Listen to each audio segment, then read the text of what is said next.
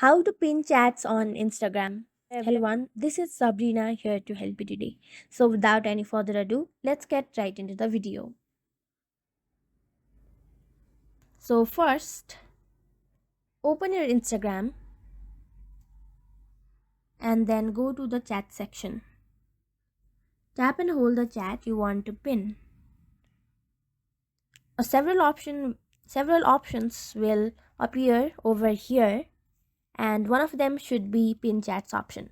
But in my case, there is no such option. If you have that option, simply tap on that option and you will be easily pinning the chat.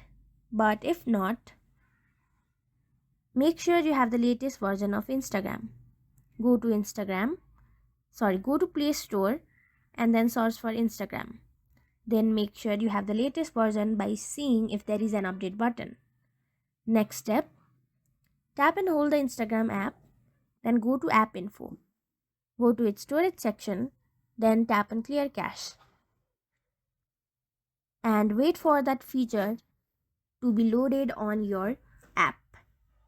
That's it. Thank you for watching this video. Make sure to like, share and subscribe to our YouTube channel. If you got any questions, comment them down and I'll catch you in the next one.